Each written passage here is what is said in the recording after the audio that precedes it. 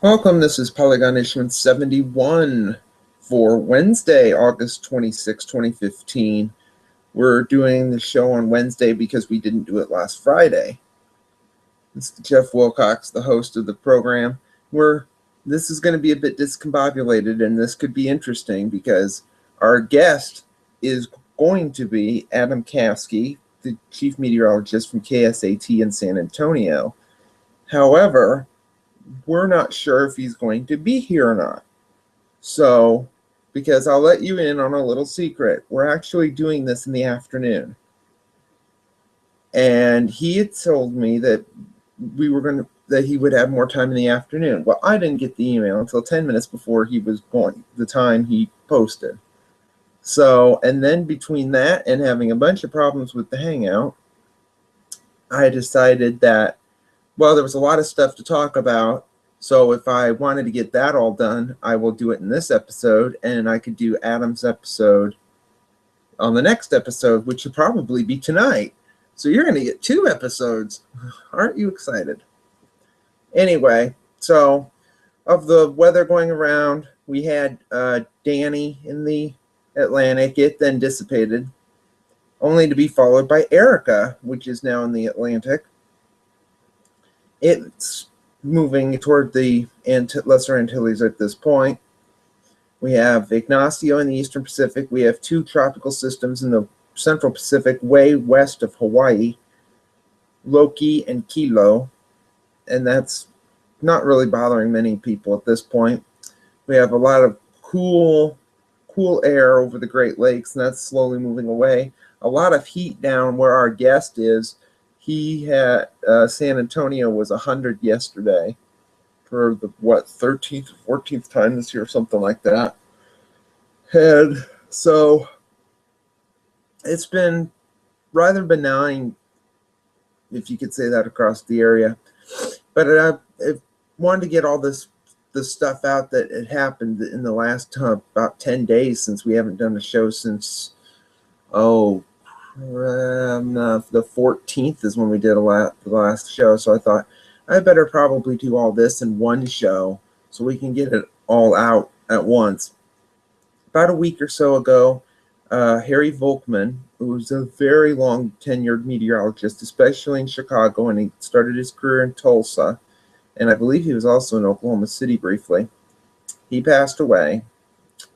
He was 88 or 89. He had been doing television weather up until about 10 years ago, roughly, when he finally passed away. So then there was that had happened. I'm trying to think what else had happened. Lots of stuff happened, but right offhand, I can't think of it right now. So that's really gonna. I probably would think of it, but I would go into it. I will mention this, that the NWA annual meeting, I mention it quite often because I will be there, and we will be doing shows, or we will be trying to do shows nightly until I saw the agenda for the meeting. And let's just say Mike, who's been on a few times as co-host, of course, couldn't be on this episode because, of course, right now we're doing it in the afternoon. He's working. That he complained, and wholeheartedly so, that there was too many concurrent sessions, and I would agree with him. There's way too many, so I'm going to have to go through and pick and choose which ones I want to go to and which ones I can't go to. And it's almost like picking one over another and saying you're better, but it's so hard when that is. But if you're still wanting to go, early registration continues for another about 2 weeks as of this show date, till about the early part of September, and then the price goes up. So there's that happened. And looking at the stuff that's going on at the annual meeting in Oklahoma City, there's going to be a lot of good stuff down there, so it'd be a good thing if you were to go. But when we talk about doing our shows nightly, Well, the interesting thing is our nightly show, we're going to do it, at least try to. It'll really mess up our numbering system, though. Is that Sunday night we'll probably do a show. Monday night is going to be questionable because we're going to probably be doing the show at the Icebreaker, which I'll tell you right now is at the National Weather Center in Norman. Well, the interesting thing is Weather Brains is going to be doing the same thing. Whether or not they're going to do a full-fledged long show is another story, but we'll wait and see. Tuesday is probably going to be a problem because I believe there's a session Tuesday night, which is a bit odd. Or is it Wednesday night? I can't remember which night it is. I know Wednesday is the awards dinner. That's at lunchtime. So, but there's a lot of stuff that's going on. So it would be good for you if you're interested that you'd be able to attend or whatnot. But what else happened over the last about 10 days? I'm probably trying to think. At least here, well, last 10 days, we've had another tornado in the state of Iowa. It was our 29th of the year. It's still below seasonal levels. I don't think anybody's caring. Excuse me. I don't think anybody's caring if the tornado count is down this year. The tornado was about 10 miles from my where I live, so that was not too keen. It was pretty much just was a little weak tornado. It then went through a couple farm fields, and that was about it. But there were several pictures of it. Excuse me. This is what I get for doing afternoon shows. Just I'm still tired and kind of groggy because I usually, this is my afternoon is like my morning, so I'm half groggy for most of the afternoon until I have to do my actual work, which isn't until the middle of the afternoon. And I'll tell you right now, I'm doing it in the early afternoon at this point. But my guess is going to be is Adam is probably not going to be on this episode because I emailed him a little too late for him to decide. So he'll be on the next episode. So this will be interesting to say the least. But I thought I would go and complain about the well, not complain, but I could complain. There's oh yeah, the ring. Oh yeah, about the event on this a couple of days ago. Henry, who's been on this program as co-host before, and I were all set for our severe weather event that we were going to have a couple of days ago. Right now, I can't remember what day it was. I think it was Saturday, I believe it was. Yeah, it was Saturday. They were saying there's this SPC had part of the state of Iowa an enhanced risk along with Minnesota. And they issued a bunch of tornado watches. They issued 3, pretty much lined up from north central Kansas all the way to the U.S.-Canadian border in Minnesota and North Dakota. All these tornado watches. The western, about half of the state of Iowa was in a tornado watch. Most of the state of Minnesota, except the southeastern corner, and maybe the Iron Range, was in a tornado watch. There was a bunch of tornado watches. Not one tornado warning in any of them. There were 3 tornado watches, not one tornado warning, not one tornado report, and honestly, there was not that many severe weather reports either. And now Adam has come. Hello. Oh, I'm on the air, by the way, because I'm just blabbing to myself right now. So see, this is Adam. This is the person I talked about that had the hot weather, and I'm the one that has the not hot weather right now. Yeah, that's the case. Yeah, well, I was in 121-degree weather, so yeah, it was rather hot. But that was Death Valley. I mean, come on, it's to be expected this time of year. Yeah, I'm gonna complain to him The temperature this morning here was 48. 48? Is that how cool you got? Jeez. Well, that's too bad for you because you have to be in San Antonio. Hey, you know, it's not all that bad, the heat down here. I'll tell you one thing, coming from Minnesota and North Dakota and whatnot, it's a lot easier to get used to the heat than it is the cold and to tolerate it and to kind of live in it day to day. Yeah. Because I was mentioning, I had to mention all the current weather and whatnot, because I didn't start this until like 15 or 20 minutes ago because the Google Hangout would not initialize the first one. So I had to start a whole new one again. It was like annoying. So that's why I would have about 15 minutes ago, I would have said, okay, we can't do this because something's wrong with the Hangout. Yeah. Well, it's working now, right? Yes.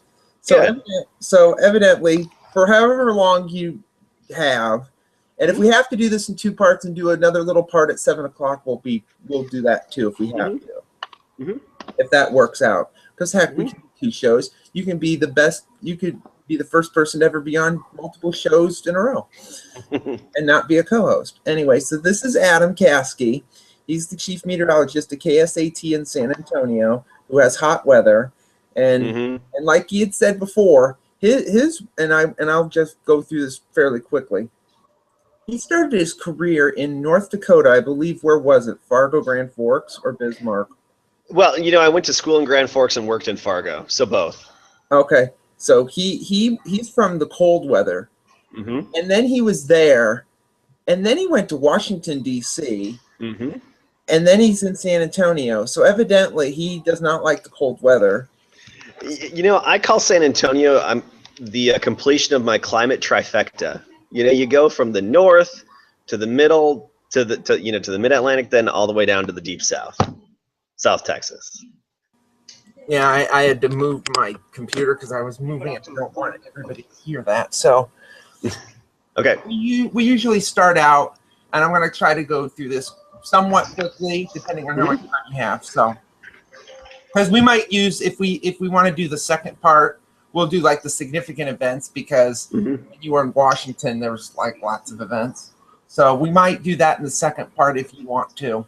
Anyway, so where did you end up growing up, and did you get interested in weather growing up wherever that was? Yes, and I'll get to that in 1 second. But first of all, a correction on my title. I'm not chief meteorologist here. I do the 5 and 6 p.m., but our longtime chief, Steve Brown, still does the 10 p.m. Okay, he's the evening. So, yep, he's the late night guy. Anyway, he's been here forever. He's a great guy. But I grew up in Minneapolis, Minnesota, Minneapolis area, a little suburb of. And yes, like a lot of meteorologists, I was a total weather geek. And from probably 6, 7 years old, I just got interested in the weather. And, you know, like most of us, the interest just snowballed, literally and figuratively speaking. And it's what I wanted to do forever. So I slowly got into it. And, you know, when I was a kid, any kind of a project or book report we had to do, did it on the weather. That's the way I was. Yeah, he sounds like me or something because yeah, I have all these books and whatnot. So you'd be like saying, I'm going to do a book report on meteorology today or something.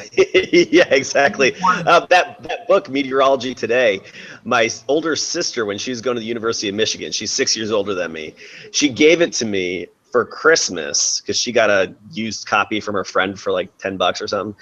She gave it to me for Christmas in 8th grade, and it was one of the best gifts ever. And I slowly just kind of chipped away at it and read through a good portion of it in the years after. I wonder what edition it was. I want to say, well, what are they on now? Like the 14th? I want to say it was like the 10th or 8th or something. I forgot. Oh yeah, you're too young. I have right here in front of me, and I'll put on my camera for this. I have the 5th edition. Yes. Oh wait, no, I have that one. That's the one I have from college. Yeah. Yeah, because I got the newer edition in college. Yeah. No, so mine was probably the 3rd or 4th.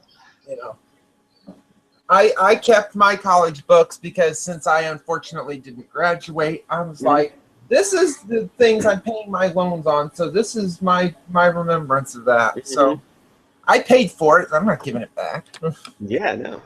So yeah, I was a weather geek from a very young age, and I always wanted to get into it. But you know, it wasn't for me. You know, a lot of meteorologists and young kids up there who are interested in weather, it's all about tornadoes and storm chasing, and I had an interest in that, but for me it was more so forecasting, because I thought it was so cool that meteorologists could predict the future using hard evidence, like science and math and experience.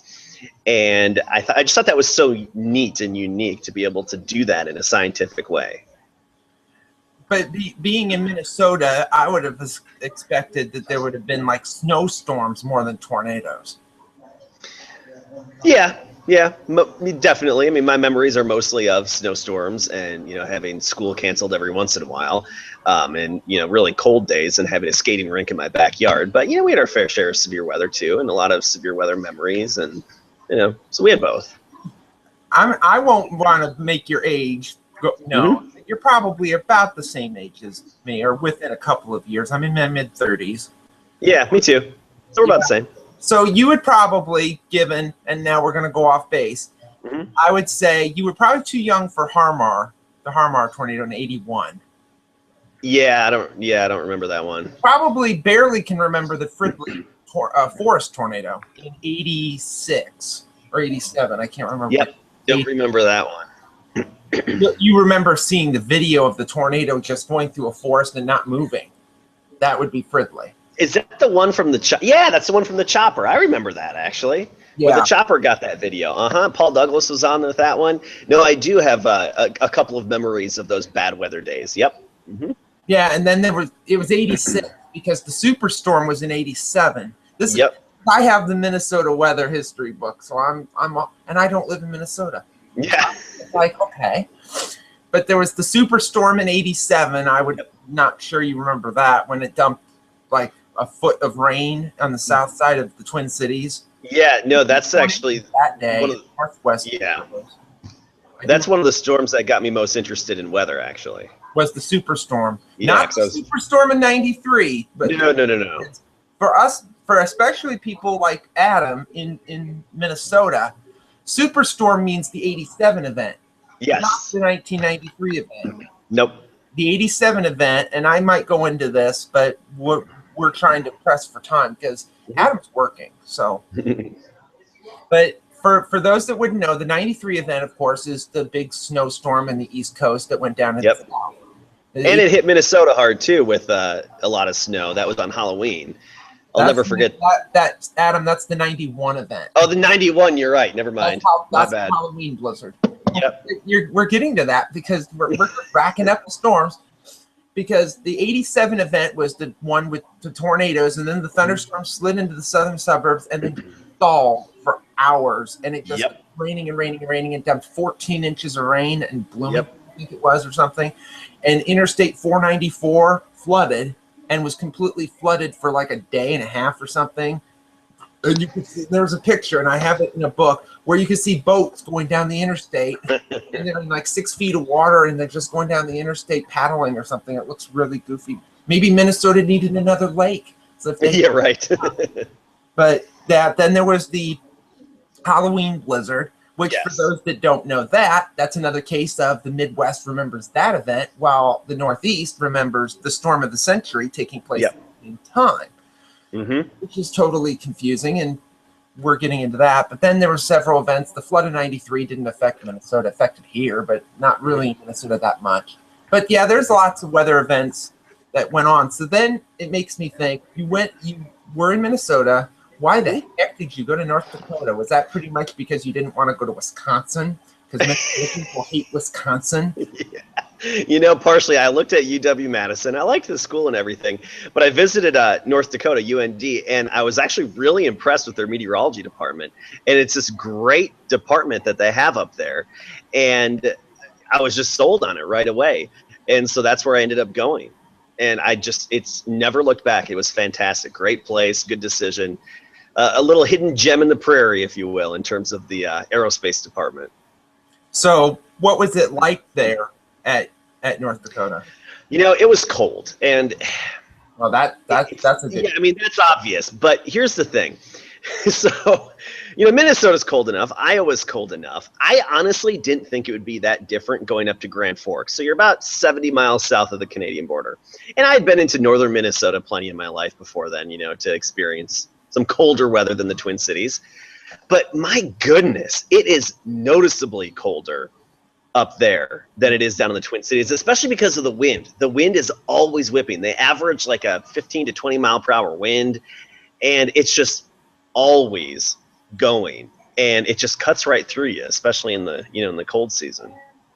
Like back in the day when they had the old wind chill formula, when you would see wind chills around Fargo or Grand Forks at -70. Oh yeah, I was gonna say 70 below. Yep. Mm-hmm. And even now with the new one, it's still some days, especially when it's fairly windy, it's 40 to 50. Yeah. It's like, oh, and I could get on this for a little bit. They make the new formula. It's like, well, it's not as cold as it used to be. Yeah. Literally. Yeah. But I think it was just a case of, is it really this cold? Does it really feel this cold? We don't know, because we'd have to go to Antarctica and nobody wants to go there. Yeah, exactly. Well, and when I was in North Dakota, I remember I was interning at the local National Weather Service office in Grand Forks, but across the street from the university. And I remember we had a couple of mornings where it was record-breaking cold. And up there at the time, I think that was in Grand Forks, it was like 40s below, somewhere in the 40s or around 40, something like that. But then out in northwestern Minnesota, they were dropping to 50 below, breaking some records at these little cities out there. Yeah. I mean, that was, I'll never forget that morning. I had an old 1985 Dodge Omni, and the thing didn't start for like a week straight, I think. Yeah, back to the days of the compact car. Yep, plugging it in. Plugging it in. Well, there's the electric car. Yeah, you're right. A different form of plugging it in for a different reason. Yeah, but you ended up being on television after that. I did. While I was in college, within our department, we had a little studio, and we'd do some things, and we did the weather segment for a PBS show called River Watch, because they get a lot of river flooding up there from the Red River, the Red River of the North, for you Texans out there. And so, the snow melt every year, it's a big deal because it can cause the big flooding, such as the flood of '97 up there. And so we did this little weather segment, and it went really well. And so after that, once that show was done and we got through the flood season, we started just doing general weather updates twice a day on the PBS station, just out of the university. So me and two other students were doing that every day, along with a live kind of magazine show that was weekly within the university. That was good. But after doing the PBS stuff, I got a message in our little weather center at the department for me to call Kip Hines, the chief meteorologist at the Fox station in Fargo. And this was the summer going into my junior year. So I called him, 20 years old, and he had an opening on the weekends, and he liked my PBS stuff. He just saw me on there because he helped out with the show periodically, not at the university, but down in Fargo where the PBS is stationed. And so he offered me the Saturday evening show. Obviously, I took it. I would have done it for free at the time, and then I started doing Sunday evenings as well. So that's where I got my start while I was in college. So did you really want to go into broadcast when you were you had done interning at the Weather Service? Was broadcast where you kind of wanted to go? Yeah, no, I did. I preferred broadcast. Yeah, I did. I preferred it. I wanted to give it a shot, see how I do, and it was fun. I always had fun doing it. So, but I learned a lot at the Weather Service, and I enjoyed that. And I have a lot of friends in the Weather Service, and keep in close contact with those people just working in the local office, where I am now, because I like to have that relationship, and I think they do a good job, So I like both ends of it, but I just had a lot of fun in broadcasting, so I wanted to start that up. Now the interesting thing would be, and we got on this when you came in here, that you started in Fargo Grand Forks, and then you ended up in Washington, D.C. Mm-hmm. So the first thing is you were at a Fox affiliate in a fairly small market. Mm-hmm. And it's not like the big three like CBS, NBC, which has news all the time. It has newscasts everywhere and lots of meteorologists. The Fox affiliates, even back then, Typically, Yeah. we had two.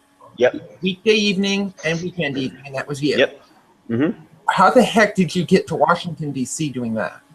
Well, here's how it all played out. I was in college, and I went to the AMS Broadcasters Conference while I was in college. And, you know, I networked, got to know some people there. And one of the people was the chief meteorologist at the station in Washington, D.C.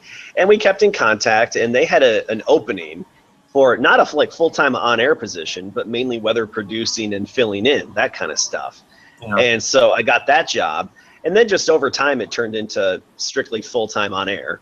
And so I ended up being there for 11 years. So in that time period, you go from North Dakota where it's cold, and you go to Atlanta, which is much different, and it's a large market. Mm-hmm. Did that kind of, let's say, scare you into the point that you're leaving small town? You could say Fargo and Grand Forks are small, and go to big city, Washington, D.C. The president, you could be doing the weather, and the president could be watching you, or Congress people, and if you get it wrong, they're going to be mad. Yeah, you know, I didn't even think of it that way. That's the thing. I didn't even think of it that way. I was just excited for it and excited to live in a new city and a new place. And, you know, being from the Minneapolis area and being downtown all the time, I was looking forward to getting into a bigger city and, you know, then what Fargo and Grand Forks were. So I was just excited for it, really. Now, you were working at WJLA at the time, which was at the time owned by All Britain. Yep. It's All Britain's flagship station at the time before they sold, which might be another reason why you left. But we're not going to get into that. But anyway, so when you were at WJLA in your period, what was it like there at the time? Because there was a lot of transition, because there was a lot of people. I know Bob Ryan came in during your time, and he's like the big person, or was, since he's now retired. Yeah. What was it like working during that time period in Washington, D.C. with all the people that were there at the time? Yeah, it was great. It was kind of like a 2-for-1 because Doug Hill's awesome, and then Bob Ryan came over, and Bob and I became good buddies. And, you know, like any transition, you're going to have to get used to a new flow and workflow and kind of situation. But it all was fine. And, you know, things are always constantly changing. So we just adapted, and it worked out well. And, you know, I learned a lot from both those guys, Doug and Bob, and good little pointers and tips just on everything. You know, a lot of behind the scenes stuff, especially, and that's important. So by the time you had left there, what were you actually doing at the time when you were right before you left? Were you finding? I was working mornings for 8 years or 8.5 years or so. And then I started working more in the evening, and then that was brief right before I left. Yeah, like let's say you did that right before, let's say like back up there'd be like news all the time. So I'd say like similar to what you do now. Not similar. Big night, kind of just evenings, like a 4 or 6 or 5. Yeah, that kind of stuff. And a lot, so I mean, nothing high profile. I never had a big position there, you know. Yeah. I mean, I did the mornings for a while and that kind of stuff, but you know, that was about it. And I'm sure that's my main thing was doing mornings around there. And I'm sure you didn't like doing mornings, because mornings does not mean like in Fargo you get up at 6 o'clock and then at the 6 o'clock noon would be at 6 a.m. Oh no, in Washington it's like 4. Yeah, it did switch to 4:30 while I was there, and even here in San Antonio it starts at 4:30. And you know, I didn't mind mornings so much, as long as you know, once you get used to it, because I feel like my personality is actually pretty good for a morning show. You know, I just generally have a bit of energy, so that I think is kind of helpful. But I don't miss working those morning hours. I'll definitely say that. I don't miss it at all. So I'd assume they haven't forced you where you are now in San Antonio to do a morning show. Oh yeah, I've done several. Yeah. I volunteered to do it. Well, then you're weird. Exactly. Except the best thing about it is in the morning in Washington, D.C. in February, it's cold. There could be a snowstorm coming. Oh, yeah. And then you don't want to do that. Whereas in San Antonio, if it's February in San Antonio, it's boring. Nothing's happening unless you get these freak storms that happen in San Antonio long before you were there, where you get ice storms, snowstorms, and with an El Nino this year, you never know what's going to happen in San Antonio this year. This could be weird years. So exactly, and you know, it was actually a fairly cool winter around here last winter, and we had a decent amount of little minor icing events. That's even unusual for, you know, around here, particularly in the hill country and whatnot. And I remember even waking up to snow falling in the hill country one morning in January. I want to say the 25th or something like that. And it's just coming down and accumulated on the grass for a few hours and then was gone. But, you know, with that sun angle down here, it just doesn't last, even through the clouds. So, and you kind of slightly went ahead, but so when you went to San Antonio, were you actually looking to leave, or were you kind of? Well, I was looking to leave. Yeah, I was looking to leave Washington. Yeah, it was about the time Albritton sold their stations. Yep. And it was interesting that you kind of left it at the same time. Was that why you wanted to leave? You know, it played a role, and but I had been looking previously as well, you know, been kind of interested in getting out, because Washington is a very expensive city to live in. And right, you know, when we were moving, my wife was pregnant with our third child. And once we got to that point, we just thought, you know what are we doing here? We don't have any physical, like, family ties to the area. We both just ended up there like a lot of people do. And that's how we met there. So we thought, what's our motivation to actually stay? And then with 3 kids and, you know, to live in the expensive area in a much smaller house and kind of cram yourself in when we could move elsewhere. And so we did. So was there, besides the San Antonio job, were you looking at other jobs? Was it like you didn't care where it was, just as long as it was somewhere where it wasn't expensive?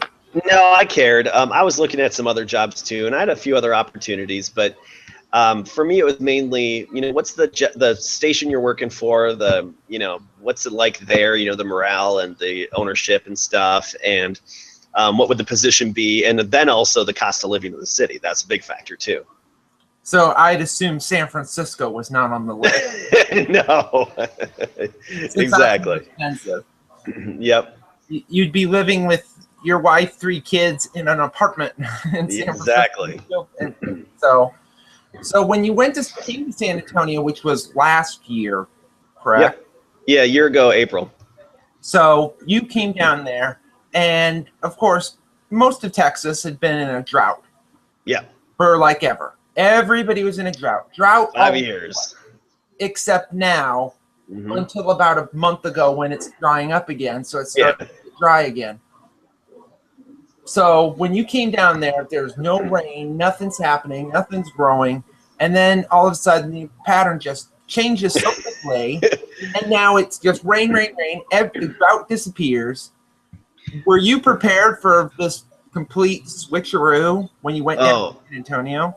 I was so happy, because literally that May is when it all started changing. With the exception of last August, we had pretty good rain months, you know, relatively speaking. Starting that May when I showed up, and it was just a relief. It was great, because one of my fears was that the weather would just be too boring down here, too boring too often. Now, weather gets boring everywhere, you know, it's just relative to where you are, and it gets boring. But I was worried about it being for too long, and it was a very active year. It's been great. It makes it sound like up here, because in Iowa, it's always seemingly boring in the summer. Yeah. Especially the last couple of summers, it gets really dull, especially in August, where we are now. Yeah. But this year, it's like, surprise, there's a few surprises. And I mentioned this before you came on when I was just babbling off about all the stuff that had happened, that we had a tornado like 10 miles from my house last week. It was a week ago Tuesday. And we very rarely get tornadoes in August, because you think August tornadoes, well, you're going to get them. Well, not lately. We very rarely get them, but it just happened to be that it popped up. And we had a severe weather event. We were supposed to have a severe weather event on Saturday, and I blabbed about that on before you came on here, about all the tornado watches they issued, and not one single tornado warning, not one single tornado. And the tornado watch included places like Minneapolis, Fargo, Grand Rapids, Des Moines, Omaha, Kansas City was in it. I remember seeing that watch. It was 3 different watches, all in that area. Not one tornado warning, not one tornado report, and very little severe weather reports. That was on Saturday. And boy, people were mad. There were storm chasers. They were all angry. And I'm like, okay, it was a really good storm.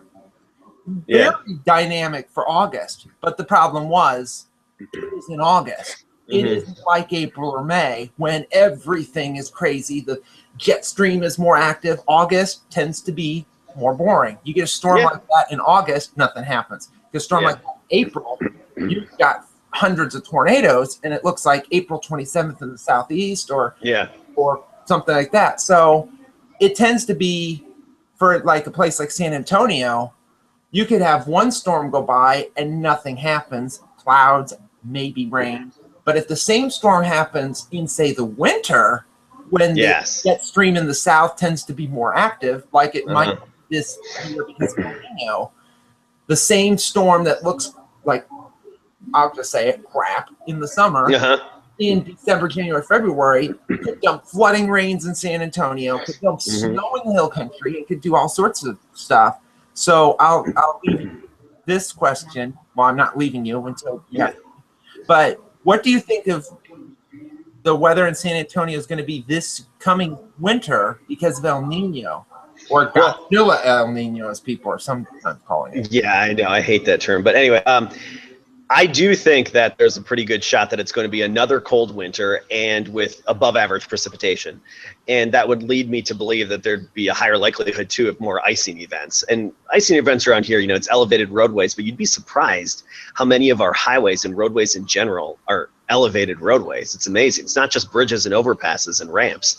It's the highways downtown are elevated. So it can actually be a bigger deal than, one would think, until you visited here. But I do think that there's a good shot at it being cooler and above average. Now, remember, we weren't officially, at least not according to NOAA, in an El Nino last winter. Yeah. But the sea surface temperatures were already warming up, and there was, speculation of the El Nino kicking in.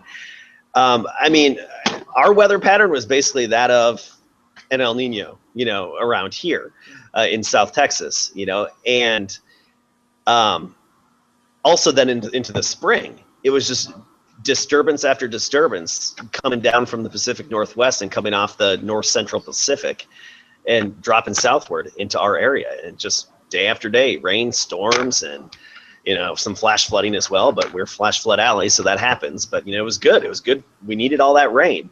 We have a lot of springs around here, because we get our water from the aquifer underground, underneath all the limestone. And there's one spring at the local university, just a couple miles from the station. They call it the Blue Hole, because when there's enough water in the aquifer, that spring, which is basically a well now, is full of water, and it's blue when you look down into it. Well, that was dry for, I think, 5 years. And just this spring, it finally started trickling water again. So the water came up through the well and then spilled back out down into the San Antonio River. So it's pretty neat to see stuff like that people haven't seen in a while. So when you think about it, you're people in San Antonio and in the DMA will be happy because they're going to get rain. And the thing about the El Nino, because up here, and you would know this because we've had El Ninos before, and you've been up during El Ninos, typically up here, because we had the 97, 98 El Nino. Everybody's comparing this El Nino to the 97, 98. Yeah. Well, if you remember that, this is what happened in the 97, 98 El Nino. In 97, we had hot temper, and this is October 97. I remember it because I was in high school. October 1997 started. It was in the 80s in Iowa at the 1st of October. First couple of days, hot. Yeah, right? That's hot. Hot. 3 weeks later, we had a blizzard. Yep. 6 to 12 inches of snow. first thing you ask is, that's not good. Second, you ask is, or the second thing you think of is, if it was hot in October, Yeah. what happens to the leaves? Well, guess what? The leaves were still on the trees because the temperatures had stayed warm too long. So the leaves weren't falling as quickly. So what happens when you dump a wet, heavy snow? The trees come down, power goes out. We had no school for 2 days in October. In October, yep. And the thing is, and they always say in the winter up here, it's going to be warmer than average. I'll believe it when I see that. And it's going to be drier. Well, what they also don't tell you is that's in the winter. They don't tell you about the fall. No, you're right. Yep. And that was the biggest snow we had all that winter, if I can remember, was in October. Yep. I remember that as well. Yep. But remember that. People will remember October, that October storm, and say it was a horrible winter. That was in October. It was a week before Halloween. And the interesting thing about that storm, that occurred a week before Halloween. On Halloween day, all the snow was, and I just threw stuff. All the snow on Halloween was gone. So it melted so quickly. I mean, people remember the big events, even if they don't occur in what is, quote, meteorological winter. Yes. And it's funny you mentioned that because, my brother is a weather enthusiast. He works at Target headquarters in Minneapolis right now. So he's not a meteorologist, but he's in the business world, but he's a big weather enthusiast. And, to us as kids, the first flakes of the year were always a big deal. We'd stay up into the middle of the night to watch that rain change over or mix with snow, just to see it, because it always excited us and we always wanted a ton of snow. And we always noticed on those years, and maybe it had to do with El Nino. I don't know. I haven't really looked into it, but those years where we got the very early snowfalls, such as in October, you get a big snowfall. It was always a disappointing winter for us. Yeah. So it always gets you excited, and then you'd be let down the rest of the year. Yeah, and you'd have to think about it with San Antonio weather, because San Antonio's weather is going to be different because will the weather start to get more active into the fall? And because it's not going to be like the minute December 1st comes, it just starts raining, and then it just doesn't stop until the 28th of February, which next year will actually be the 29th, because it's leap year next year. Oh, that's right, yeah. So you're going to have an extra day of winter, so... and that's the thing. It takes a lot of patience too, and I'll show the El Nino stuff on air, but it doesn't guarantee anything, so we always say that it just increases your odds, and hopefully it'll work in our favor. I feel like it was already slightly working in our favor last winter. Yeah, so there's a few other things, and then if we have to do the significant events that you've worked, we could do that later tonight. So I've got a little bit of time here. Okay, we'll try to get this done as quickly as possible. So we'll do the significant events then. So there's pretty much most of them. I wouldn't know if any occurred while you were in Fargo. Cold weather. Because that's the thing. Up there, it's got to be a pretty big snowstorm to be significant. It's got to be what you consider significant in Washington is nothing, literally laughable in Fargo and even Minneapolis. So up there, I think the significant weather was just the extreme cold and those record lows I was telling you about, especially in the outlying areas, where they're dropping down into the records. So the bitter cold, 40 below zero, that was, I think, significant. Otherwise, up there, that's pretty much it. We had a couple, good snows, but you're just used to it up there. It's not a big deal. And we got close to big major flooding again, I think in 2001 or something up there, or 2001, but it didn't quite happen, which is good. And then in DC, we had Hurricane Isabel, which hit the DC area. I was newer to the station at that point, but that was a fun system. And after that, the biggest one was Snowmageddon back in the winter of 09 and 10, where we had first of all, the blizzard in December, and then the back-to-back nor'easters dumping the snow on us in February of 2010. And that, I think, is still the most epic event in my life, because it wasn't just one event, it was multiple events.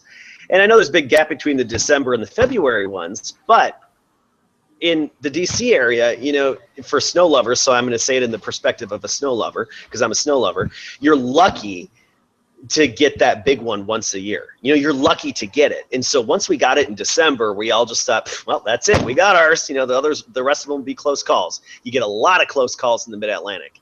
And it's a real pain in the ass, to be honest with you, because it's just a bear to forecast. But that's beside the point. You know, we would think that was it. And then January was quiet. And, you know, remember, this was an El Nino year.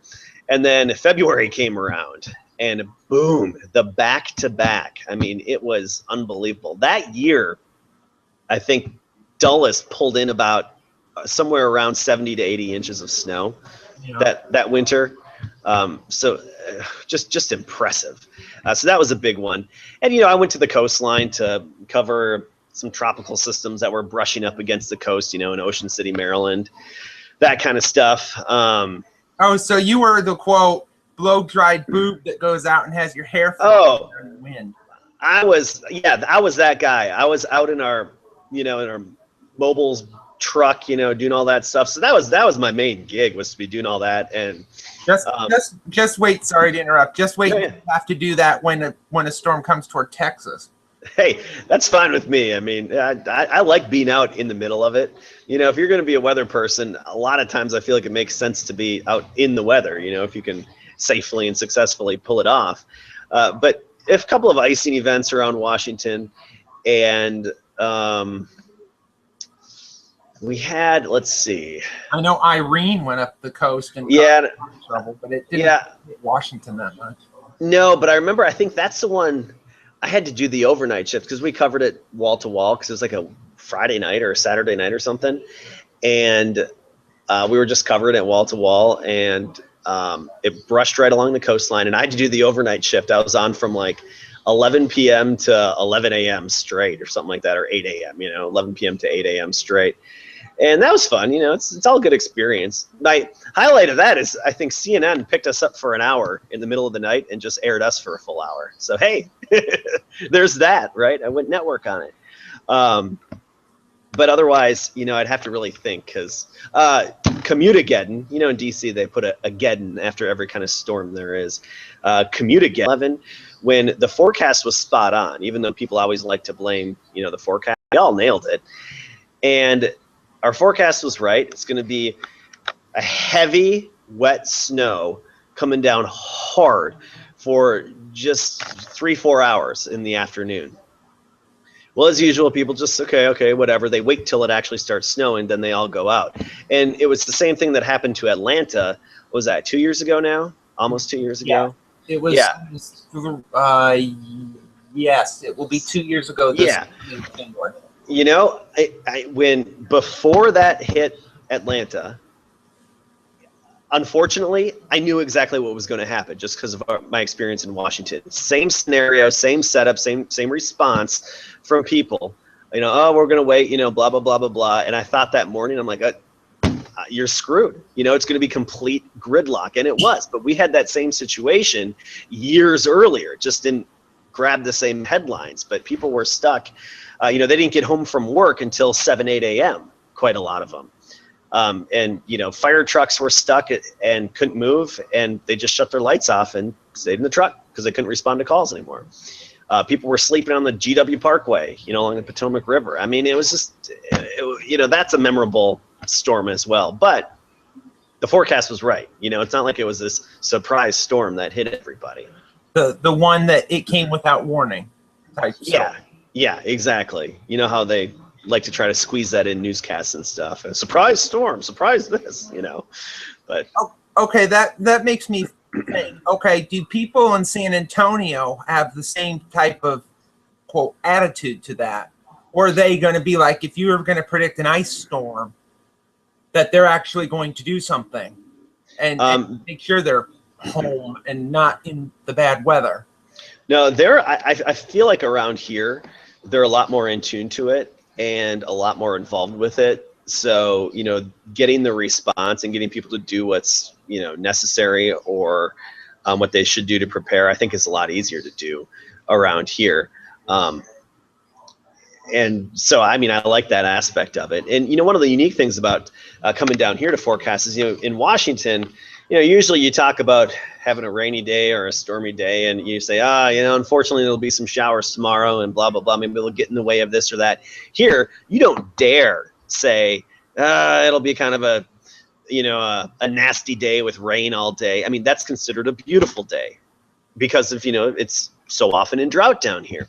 And I like that. I really like that because it almost feels like everybody's just more weather-wise, you know, because in the end, unless you have catastrophic flooding or even moderate flooding, you know, rain is a good thing. You know, we always need it. Without it, you're going to be a desert. You're going to be in a drought. And I think a lot of people in most major cities and most areas kind of look past that because they don't ever have to live in drought, you know, and they're used to everything being green. And we would get in droughts when I was in Washington and, you know, moderate to severe droughts, but it never, but, you know, we always pulled out of it, whether it was a tropical system or we'd make up for it in the winter. You know, we'd always pull out of it. And, you know, there were some watering restrictions for some communities. I remember, you know, you couldn't water your car, couldn't mow, you know, water your lawn, whatever, blah, blah, blah. But it was never, you know, a headline grabber. And people still just, you know, kind of took water for granted in a way. So I like it that they don't down here. Nobody takes water for granted. And a rainy day is celebrated. And I really like that. I like it. It's a good change. Which is interesting because up here, every time they forecast rain, of course, I'm in a smaller market. It's not small, but it's a medium-sized market. Yeah. They're like, every time it rains, oh, it's raining. Yeah. And the interesting thing is, and we're kind of slowly going into drought again because it's been so dry, at least in my side of the state, because I'm in the eastern state, it's getting dry again. Grass is looking pretty, it's getting to be brown again. Getting crunchy. It rains. They're like, it's raining. I know. Like, I mean, and then they're all like happy when it's sunny. And they're like, I'll be happy. But the last couple of weeks, they've been like saying, ooh, rain's a good thing because we need the rain. Yeah. Well, by the time we get into September, October, you don't want rain then because the farmers need to go out and harvest everything. Yeah. They don't need rain then. I'm like, why can't we just take the weather from the last 3 weeks and put it in October so that we all harvest? I know, wouldn't that be ideal? But it's a different perspective, and I like that perspective. And you know, I bet the farmers have the same perspective as everybody around here. Nobody complains about a rain day around here. Now, I'll admit, it did get a little old toward the mid-June when it was just consecutive bigger, you know, rain events, and you know, we had more flooding and you know, actually some issues and this and that, and gosh, most of the spring was just gray, and you know, it kind of got old psychologically just dealing with it, and people were kind of ready for some sunshine, and we got it, but they also still didn't lose sight of the fact that it's a good thing, you know, and it's a overall very good. The aquifer popped up and it helped, but ever since then, basically since the end of June, it's just been dry here without much rain. And do you expect that it's going to stay dry there for at least a couple more weeks or so before the weather starts to kick in? You know what? I don't see any reason why the pattern would shift. You know, and I felt that way too when it was an active pattern all spring. You know, you're stuck in that pattern. There's no reason for it to break until it does. And so it did. It went on for a couple of months and we just got pummeled. So I'd expect it to be pretty similar. Now we have had, you know, some showers and storms and, you know, other things, you know, periodically. They didn't necessarily hit the airport where we keep our official measurement, but just last week we had radar estimates of 4 inches on the south side of our county, you know, of Bexar County where San Antonio is. So, you know, yeah, maybe for our official reports we don't have it, but we have had rain across the area. Even just yesterday we had some showers in the hill country. So the thing is that here, of course, it's been so cold. Yeah. When you came in here, and today, in the last couple of days, it's been in the 70s. Everybody's happy. Unfortunately, school started, so all the kids are outside because all the schools have started. Well, and then I've been looking at the forecast up here. Of course, we're supposed to have rain Friday, and the interesting thing about the rain on Friday, the temperature is forecast to barely make it to 70. Really? Rain, because you just get, and this has happened a few times this month. It's been weird. You get clouds, and it just drizzles or rains. Yep. The temperature, at least this month, it's been so cold. We had one day, this was a couple weeks ago.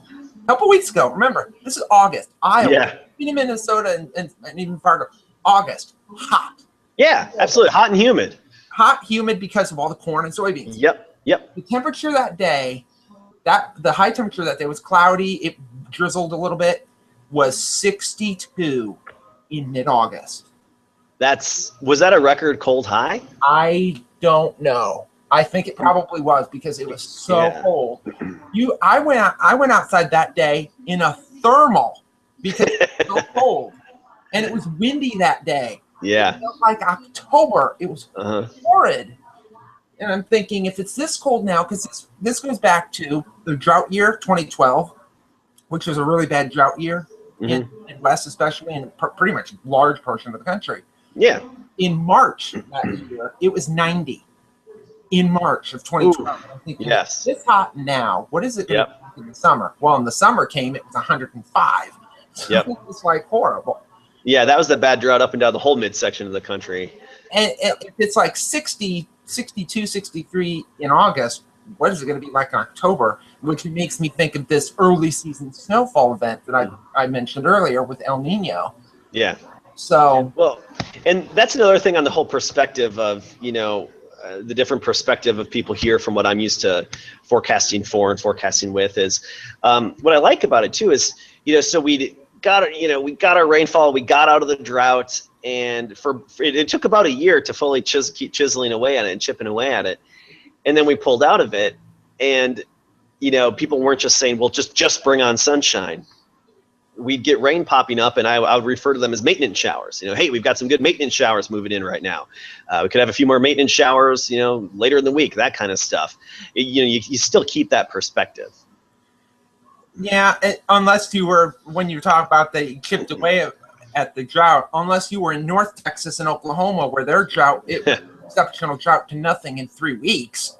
Yeah. Yeah, that's true. It took like a whole year's of rain and just dumped it down in 3 weeks, and then all the rivers start flooding and flooding. I don't think people down there in San Antonio want that. No, absolutely not, and nobody ever wants that. But we are considered part of flash flood alley, and we know that rain comes at a cost quite often, and that's flash flooding. And unfortunately, people make the decision to drive through it, and it takes their lives. Unfortunately, in Wimberley, just to the north of San Antonio, making the national news where the river rose that night, and the Weather Service, I remember because we were working that night, and the Weather Service issued the flash flood emergency, and homes were swept away, and that's how people passed away. And that's just, you never want that, of course. And that was just a horrible situation. And I don't care if we're in a drought, I would never want that for some rain. You know what I mean? Yeah. But it comes at a cost quite often. Like in Oklahoma and Texas, in North Texas, where it just rained and rained and rained. Mm-hmm. And I think it's the case in San Antonio as well. If you get like just a deluge of rain, it's not going to soak in. It's going to run off. And a lot of good it does, because it doesn't do much good, because it's just going to run off into the rivers and end up in the Gulf. Yeah, exactly. That's just it. But I tell you, it was really nice having everything. First of all, the wildflowers this season, because Texas has beautiful wildflowers in the spring. Blue bonnets and the Indian paintbrushes and everything else. And it was just gorgeous because we had good rain in the wintertime. So we had good moisture in the wintertime leading up to that, and then great moisture all spring. So it was just really a gorgeous spring, and everything just started off colorful and green. Now we're turning brown again, on all the lawns, but everything just lifted up and lightened up, and got color, and you'd see the shots from our chopper, and not quite as green, but just the different shades of green. It kind of reminded me of Ireland, just all these different shades of green everywhere, where we're not used to seeing that. You see a little bit of green with a lot of brown. So it was good, and hopefully we'll get back into that pattern here this winter. So I'll probably finish up with this. Mm-hmm. Where do you see yourself, or where do you see the industry in, say, 5 or 10 years? Do you still see yourself in San Antonio? Do you see the industry kind of pushing away more toward mobile, more toward doing hangouts, doing weather right now. I want weather now, now, now. I don't want weather at 5 and 6 and 10 or whatever. Yeah, I mean, I think people will always want weather now, now, now. And I think, you know, the industry will keep, I mean, just look at Twitter and that kind of stuff. It's just going to keep going to that. But I think, well, one of the difficulties with me is to get people to understand, you know, we can give you the now weather right now, but the forecast stuff is just, that changes and evolves slowly. And people have higher expectations than what we can provide. I mean, look at that, what, 40-day forecast the Weather Channel does or whatever. And that, you know, people, all these websites now have 10-day forecasts and all this stuff. And, you know, there's one model run of either GFS or Euro or even the Canadian that shows 9 days out, a nor'easter hitting the East Coast. What happens? The blogosphere blows up and gets people in a tizzy. So I think people hopefully will become more weather-wise about that, and know that some people are just writing these stupid things, fishing for hits, you know, and clicks on their website. But I do feel like it'll be more mobile and go toward that, which is fine. And hopefully I'll be here. I'd love to be here. It'd be great to. So if I had any say in it, I would be.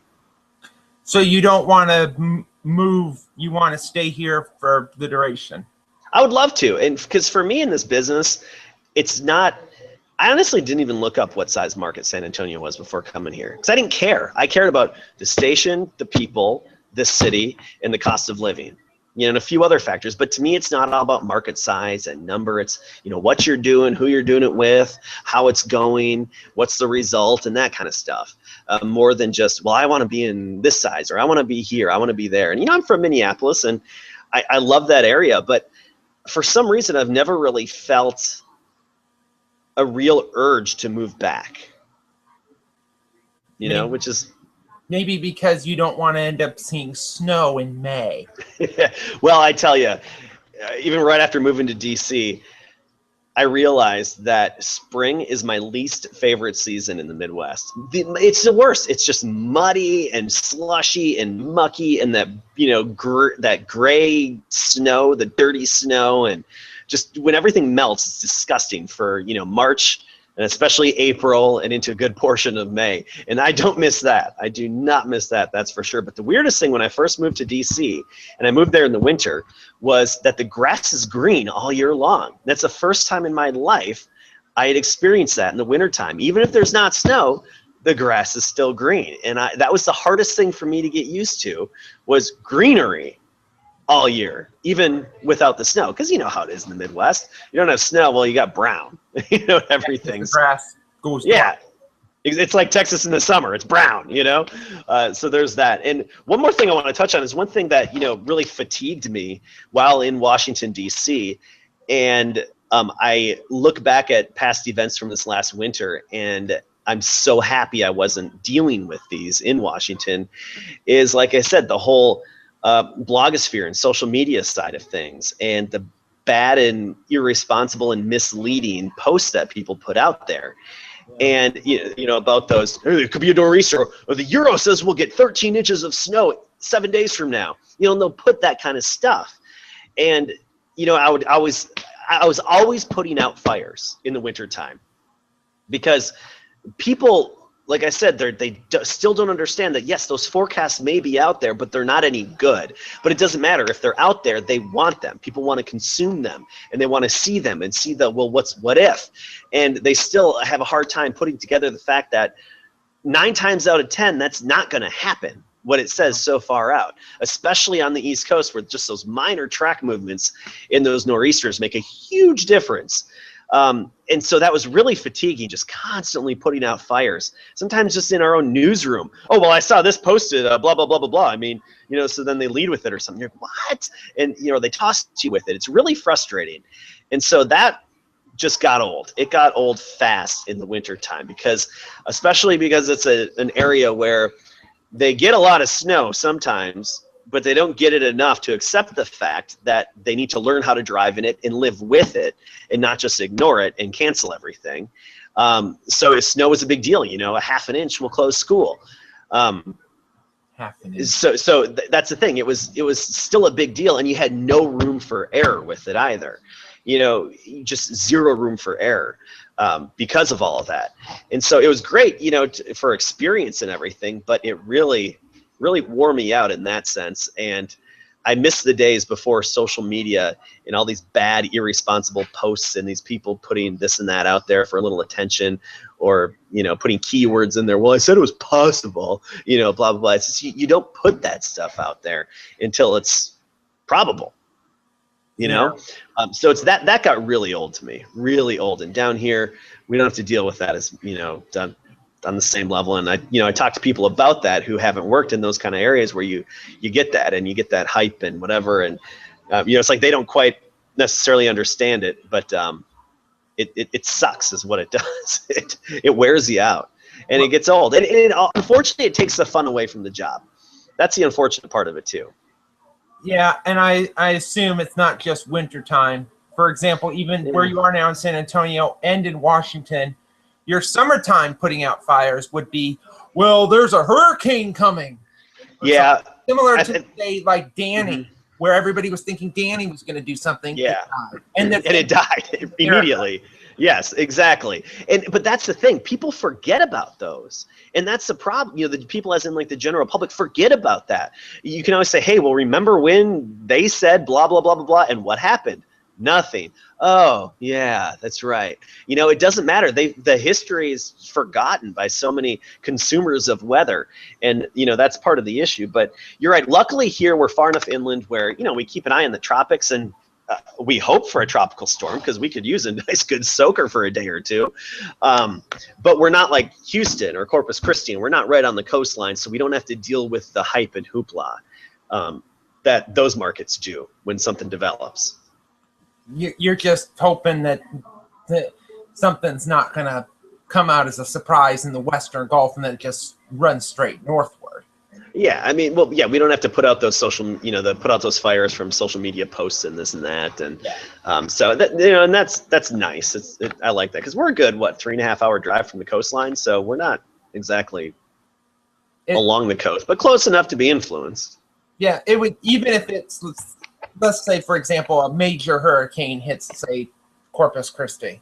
By the time it got to San Antonio, if it was moving at like 10 or 12 miles per hour, it'd probably just be a tropical storm. It would still be a storm. It wouldn't be a depression yet.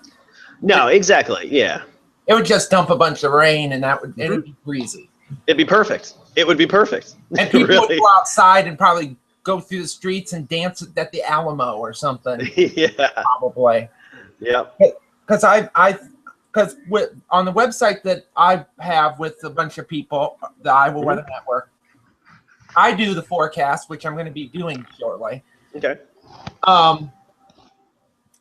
What I usually do is I look at the GFS, and I'm like, here's this. If it's past 7 days, I generalize everything past 7 days. I just say, for example, the one I did this morning, I was like, it might do this. It looks active. That's what it says. We'll keep watching to see if this continues, if there's going to be a trend. I generalize everything. But, people are like, it's going to be stormy on 10 days out or something. Yes. And it's like, I generalize. I'm not going to be specific unless I start seeing something that I'm seeing multiple days in a row. Then I'm going to be more specific, but I'm still going to say the timing could be off, the strength could be off, blah, blah, blah. But people don't want to do that. They see it and they think it must be true. Yep, and they also want to know, well, how much? Perfect example was, I want to say it was around President's Day weekend in Washington, D.C. Anything President's Day weekend. I know. Exactly. Well, because President's Day is in February, right? Yeah, it is. They've got the big President's Day storm that hit years ago. But this was about 4 years ago. And we're looking at, another event where so many days out, nor'easter was going to come up the coastline and hit somebody. Remember, this was the one, I don't know if you knew about this or even remember it, where one or two Baltimore meteorologists were really sticking to a huge snowstorm and nothing fell in Baltimore. Do you remember that? Well, anyway. I'm trying to think if this is the same storm that then, and this may have been after that, where Washington, D.C., there was like a cutoff, and the snow ended up not like Washington D.C. forecasted snow. Oh, but the rain no, this isn't that. Yeah. No, this isn't that one. Further west, and all it did was rain. Yeah. Well, everything got closed, and it just rained. Yep. I Nope. don't think that was that storm, though. Nope, this wasn't. This was a couple years prior to that. Okay. And leading up to it, because, you know, this is a weekend storm. So starting earlier that week, you know, there are all these posts out there and things. So I started a blog on, you know, when I was back at WJLA, and just to say, you know, just to say, speak my mind basically, and kind of counter what other people are posting. And it got a pretty good response just because, and I said it honestly, you know, on Tuesday, I said, as of now, the forecast, you know, is basically, I think this is pretty much a quote: rain and or snow and or sleet and or freezing rain or nothing. Because that's really all you can confidently go on at that point, and realistically go on at that point, especially on a Tuesday for a Sunday storm. So I just loved putting it that way and saying, you know, basically saying what I'm telling you is, don't get caught up in any kind of hype. Don't get excited. Yes, there could be should be a storm somewhere in our area. What its exact impact will be is yet to be determined, and, you know, we'll fine tune that and have a better idea later on in the week. And so we kept doing updates and watching it, and, you know, I kept kind of saying, don't get excited. This isn't, you know, whatever. One model run earlier in the week says we'll get a ton of snow. That usually means the storm is going to jog, and we probably won't get any snow. Sure enough, that's exactly what happened. We had a couple wet flakes down near Fredericksburg, Virginia, and that was it. DC didn't get anything. Baltimore didn't get anything. But it was all talked about all week long, a big talk and a big buzz, and literally nothing fell from the sky. Nothing, not even rain. So it's those events, you know, that it gets so old, and it consumes a week of energy. And like I said, it takes the fun out of it. Yeah. But yeah, it's getting to be to when you should be going back to work before you get fired. And then yes, it is. Thank you. So, but you'll do a shout out if you want to shout out mentors, people you work with that you whatnot. Oh yeah, well, I mean, a shout out to Kip Hines. He's the guy that, you know, reached out to me when I was at Fox. You know, when he was at Fox in Fargo, and I started doing weekends there. He basically gave me my start in my career. And Jim Shaw, the news director at the time, who just recently retired from there. And then Doug Hill, of course, opening the door for me in Washington and teaching me so much. And Bob Ryan teaching me a lot as well. And, you know, a lot of other people along the way. But I mean, it's just, like I always say, you know, broadcasting is such a fickle business. We all know that, and, you know, there's some good and definitely bad sides to it. But I love it. It's fun. I love the weather. I love talking about it. So hey, I'll ride the wave as long as I can. Yeah, until you get fired. Yep, exactly. So yeah, well, thank you for doing this, even though it's the middle of the afternoon. Hey, my pleasure. No, it worked out well. I got a lot of stuff done earlier today, so we're perfect. Yeah, but anyway, for those that are watching now or who knows when, that the next show will be this coming Friday, which is our normal show day. And we're going to have our anniversary of the Plainfield, Illinois tornado on the exact day of the Plainfield tornado on August 28th from 1990. And Skip Talbot will be on again, which is interesting because Skip Talbot was on exactly a year ago on Friday. This coming Friday. So he's like our special August guest. I don't know. But there's several other people that have emailed me back, and I'm trying to schedule them sometime in September. But anyway. Good. But thank you, Adam, for doing this. And my pleasure. So, well, if they can get a hold of you before you run off, how can people get a hold of you if they want? Oh, they can. I mean, Facebook, Twitter, I'm easy to find. I'm at Adam Caskey. And Facebook.com/Caskey Weather. I mean, if you just, you know, do a search, you'll find me. Or A Caskey at KSAT.com. That's ACASKEY at KSAT.com. So I'm pretty easy to find. Or I'll give you some special links, and I can find some other stuff. Yes. So, but thank you, Adam, for doing this again. So thanks for having me. Well, we try to do this show every Friday night, except it's Wednesday afternoon. So we try to do this every Friday night at 7 7 p.m. except this week and some other weeks too. Yeah. So you can get a hold of me like always on Twitter at IOWX. It's IOWAWX. You can find me on email me at iowx@gmail.com. The Weather Network that I mentioned, the Iowa Weather Network, gosh, I can't even remember what the website is because I just go right to it. It's iawx.net, and that's where this broadcast is actually is on. It's on the Polygon site of the Weather Network. So we thank everybody for watching. So have a great rest of the week. Since it's not Friday, I'd usually say it's a great weekend. Well, have a great weekend, even though I'll have a show on before then. So, All right. so thank you, and God bless.